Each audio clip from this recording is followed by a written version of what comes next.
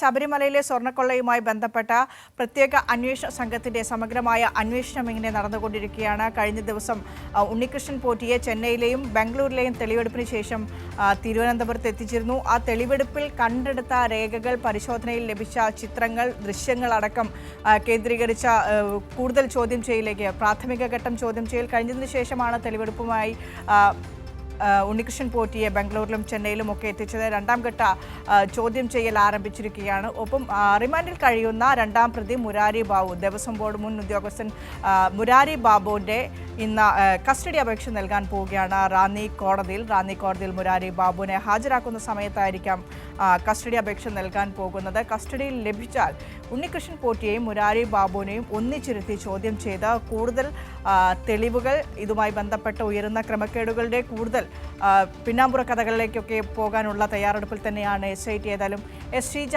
തിരുവനന്തപുരത്ത് ചേരുന്നുണ്ട്. Good morning കേരളത്തിനൊപ്പം. Sheeja, good morning.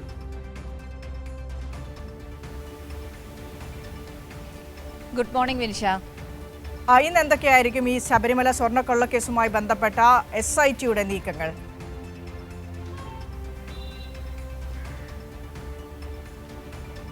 തീർച്ചയായും വിനിഷ സൂചിപ്പിച്ചതുപോലെ തന്നെയാണ് നിലവിലേതായാലും പ്രത്യേക അന്വേഷണ സംഘത്തിന്റെ അന്വേഷണം ഈ ശബരിമല സ്വർണ്ണക്കൊള്ളയിൽ വേഗത്തിൽ തന്നെ മുന്നോട്ട് പോകുന്നു എന്നുള്ളതാണ് ഇതിൽ ഏറ്റവും പ്രധാനപ്പെട്ട കാര്യം എടുത്തു പറയേണ്ടത്. കാരണം അവർ ഓരോ ഘട്ടമായി കൃത്യമായ രീതിയിൽ തന്നെ പ്ലാൻ ചെയ്ത് അത് നടപ്പാക്കി മുന്നോട്ട് പോകുന്ന ഒരു ശൈലിയാണ് SIT സ്വീകരിച്ചിരിക്കുന്നത്. അതിന്റെ ഭാഗമായിട്ടായിരുന്നു ആദ്യഘട്ടം തെളിവുകൾ ശേഖരിക്കുന്നതിന് വേണ്ടിയിട്ടുള്ളൊരു സമയം അവർ നീക്കിവെച്ചത്. അതിനുശേഷം മാത്രമാണ് അവർ മുഖ്യപ്രതി ഉൾപ്പെടെയുള്ളവരിലേക്ക് കടന്നിട്ടുണ്ടായിരുന്നത്. ഉണ്ണികൃഷ്ണൻ പോറ്റിയെ അറസ്റ്റ് ചെയ്യുന്നു, കസ്റ്റഡിയിൽ വാങ്ങുന്നു, കൂടുതൽ ചോദ്യം ചെയ്യലിന് വിധേയമാക്കുന്നു. അതിന്റെ അടിസ്ഥാനത്തിൽ തെളിവെടുപ്പിലേക്ക് അടക്കം കടക്കാനും പ്രത്യേക അന്വേഷണ സംഘത്തിന് കഴിഞ്ഞിട്ടുണ്ട്. അതിനിടയിലാണ് രണ്ടാം പ്രതിയായിട്ടുള്ള മുരാരി ബാബു ക്രൈംബ്രാഞ്ചിന്റെ കസ്റ്റഡിയിലാകുന്നതും അറസ്റ്റിലാകുന്നതും പിന്നീട് റിമാൻഡിലേക്ക് പോവുകയായിരുന്നു. ഇന്നിപ്പോൾ മുരാരി ബാബുവിന്റെ കസ്റ്റഡി അപേക്ഷ, അതിൽ ഉള്ളൊരു വിധി റാന്നി കോടതിയിൽ നിന്നുണ്ടാകും എന്നുള്ളതാണ് അറിയുന്നത്. ഏതായാലും ഇന്ന് രാവിലെ അല്പസമയത്തിനകം തന്നെ മുരാരി ബാബുവുമായി ഇവിടെ നിന്നും പ്രത്യേക അന്വേഷണ സംഘം റാന്നി കോടതിയിലേക്ക് പോകുന്നതായിരിക്കും. റാന്നി ജുഡീഷ്യൽ മജിസ്ട്രേറ്റ് കോടതിയിൽ ഏകദേശം 11 മണിയോടുകൂടി മുരാരി ബാബുവിനെ ഹാജരാക്കാനാണ് പ്രത്യേക അന്വേഷണ സംഘം തീരുമാനിച്ചിരിക്കുന്നത്. തുടർന്ന് കസ്റ്റഡിയിൽ വാങ്ങിയതിനു ശേഷം നിലവിൽ ഉണ്ണികൃഷ്ണൻ പോറ്റി ഇപ്പോൾ തെളിവെടുപ്പിനൊക്കെ ശേഷം ഇവിടെ ഉണ്ണികൃഷ്ണൻ പോറ്റിയെ തിരുവനന്തപുരത്തെ ക്രൈംബ്രാഞ്ച് ഓഫീസിൽ എത്തിച്ചിട്ടുണ്ട്. കഴിഞ്ഞ ദിവസം തന്നെ ഇവരെ രണ്ടുപേരെയും കൂടി ഒരുമിച്ചിരുത്തി ചോദ്യം ചെയ്യേണ്ടതുണ്ട്. കാരണം പ്രാഥമിക ഘട്ട ചോദ്യം ചെയ്യൽ മാത്രമാണ് മുരാരി ബാബുവിന്റെ കാര്യത്തിൽ നടന്നിട്ടുള്ളത്. അപ്പോൾ ഇനി ഇവരെ ഒരുമിച്ചിരുത്തി വിശദമായിട്ടുള്ള ചോദ്യം ചെയ്യൽ നടത്തേണ്ടതുണ്ട്. ആ ചോദ്യം ചെയ്യൽ നടത്തുന്നതായിരിക്കും. അതിനൊപ്പം തന്നെ ഉണ്ണികൃഷ്ണൻ പോറ്റിയെ രണ്ടിടങ്ങളിൽ എത്തിച്ച് തെളിവെടുപ്പ് നടത്തിയിരുന്നു, ബംഗളൂരുവിലും അതോടൊപ്പം തന്നെ ചെന്നൈ സ്മാർട്ട് ക്രിയേഷൻസിലും.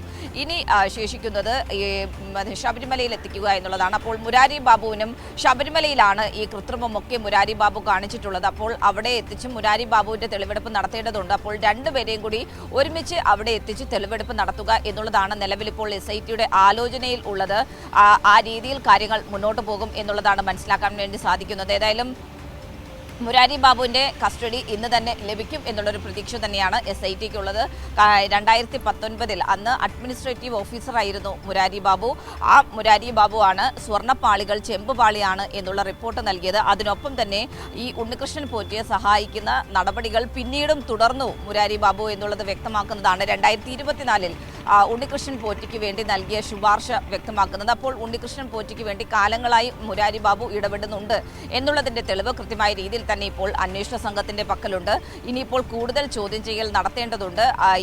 ഈ മുരാരി ബാബുവിന് നിലവിലുള്ള പ്രതിപട്ടികയിലെ ഉദ്യോഗസ്ഥരല്ലാതെ മറ്റാരെങ്കിലും ഇതുമായി ബന്ധപ്പെട്ടുകൊണ്ട് ഒത്താശകൾ ചെയ്തിട്ടുണ്ടോ എന്നതടക്കമുള്ള കാര്യങ്ങളിൽ കൂടുതൽ വിശദാംശങ്ങൾ പുറത്തു വരേണ്ടതുണ്ട്. അതടക്കമുള്ള കാര്യങ്ങൾ ചോദ്യം ചെയ്യലിലൂടെ വ്യക്തമാകും എന്നുള്ളത് തന്നെയാണ് പ്രത്യേക അന്വേഷണ സംഘത്തിന്റെ പ്രതീക്ഷയെന്ന് പറയുന്നത്. ഈ മുരാരി ബാബുവിനെയും ഉണ്ണികൃഷ്ണൻ പോറ്റിയെയും ഒരുമിച്ച് ശബരിമലയിൽ എത്തിച്ച് തെളിവെടുത്താൽ കൂടുതൽ ശബരിമലയിൽ നടന്ന ഗൂഢാലോചനയുമായി ബന്ധപ്പെട്ട തെളിവൊക്കെ SITക്ക് ലഭിക്കുമായിരിക്കും. പ്രത്യേകിച്ച് കഴിഞ്ഞ ദിവസം നമ്മൾ പുറത്തുവിട്ട ഗോവർദ്ധനുമായുള്ള ബന്ധം, ഉണ്ണികൃഷ്ണൻ പോറ്റിയും കർണാടകയിലെ വ്യാപാരി ഗോവർദ്ധനുമായുള്ള ബന്ധം, ആ ഗോവർദ്ധനിലേക്കും അന്വേഷണം അത്തരത്തിൽ നീളുന്നുണ്ട് പ്രത്യേക അന്വേഷണ സംഘത്തിന്റെ, അല്ലേ ഷീജ?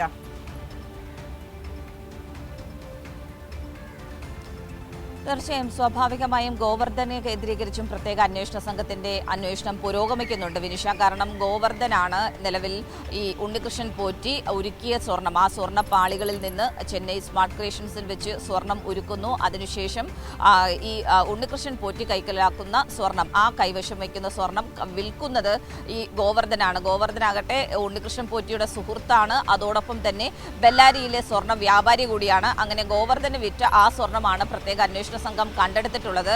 അപ്പോൾ ഈ കണ്ടെടുത്തിട്ടുള്ള സ്വർണം അത് മാത്രമല്ല, ഇനിയും സ്വർണം കണ്ടെത്താനുണ്ട്.